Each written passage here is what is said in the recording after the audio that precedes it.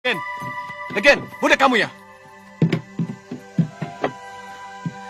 Tuan memanggil saya. Apa kamu tidak dengar? Yang saya dengar, Tuan memanggil Legen. Nama saya bukan Legen. Makanya saya tidak mau berhenti. Baiklah, saya yang salah. Alhamdulillah. Tuan bisa mengaku salah. Biasanya orang kaya mau menang sendiri. Berapa harga legenmu? Tidak saya jual. Ini pesanan untuk seorang ibu yang sedang ngidam.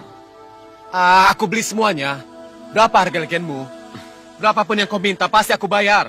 Aku tahu, petani miskin seperti kau pasti butuh uang.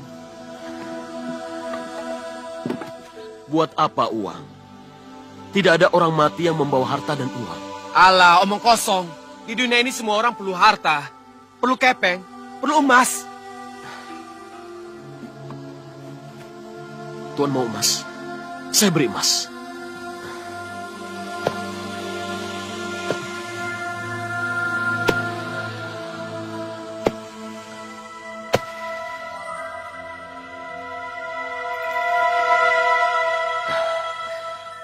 Kalau Tuan menginginkan lebih banyak emas lagi, datanglah ke pesantren saya. Di sana semua gunung adalah emas. Pohon-pohon pun terbuat dari emas. Bahkan di sana, emas lebih murah daripada beras dan segayung air.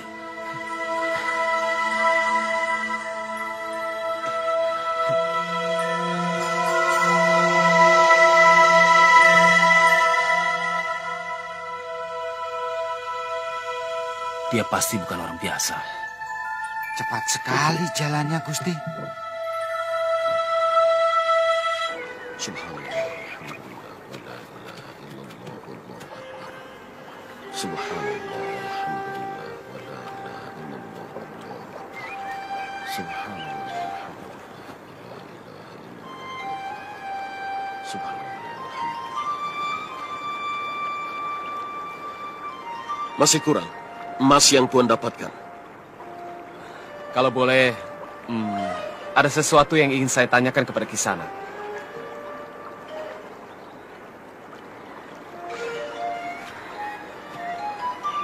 Sebelum Tuan banyak bertanya, boleh saya bertanya dulu? Tentu saja, silakan.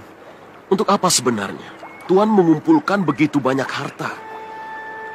Sampai-sampai untuk memperolehnya, Tuan tega menyengsarakan orang lain. Terus terang saja, sebagai seorang adipati, saya ingin dihargai dan dihormati oleh para adipati yang lainnya, juga oleh rakyat saya sendiri. Karena harta Tuan? Iya, tentu saja.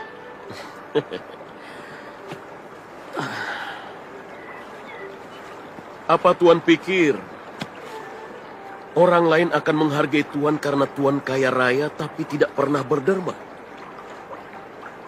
Bersedekah pun tidak. Orang akan mengutuk Tuan. Paling tidak, saya telah mempersiapkan masa depan putra-putri saya. Mereka bisa terlindungi oleh kekayaan saya. Mereka tidak akan menjadi miskin karena warisan yang saya tinggalkan berlimpah-limpah. Dan itu adalah kewajiban saya sebagai orang tua. Tuan telah menghina Gusti Kang Murbeng Jaga, Sang Pencipta yang Maha Agung. Karena sebelum putra-putri Tuan lahir,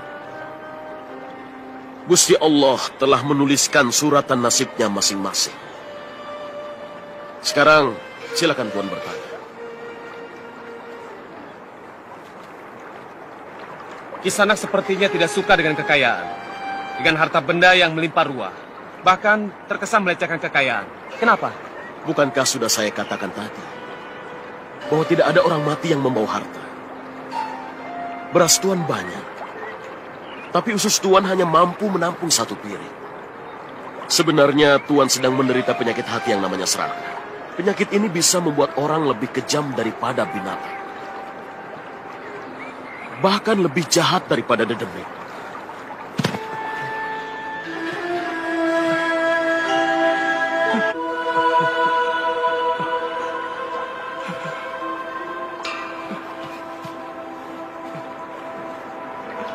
Tuan menangis. Artinya Tuan ingin sembuh dari penyakit hati Tuan. Penyakit Tuan bisa sembuh kalau Tuan tahu tentang Sangkan Paraning Dumadi. Dari mana kita lahir? Untuk apa kita hidup? Dan kemana kita kembali setelah kita mati? Terus terang, selama ini saya tidak pernah mendapatkan ketenangan hidup. Saya selalu dikejar-kejar, perasaan untuk mencari dan terus mencari harta dan kejayaan.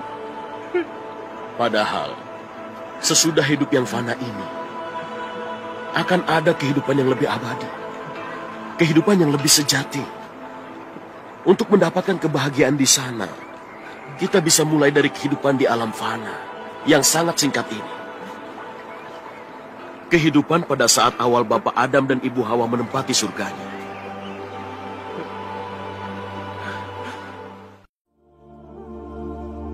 Anda kaya itu tidak dilarang.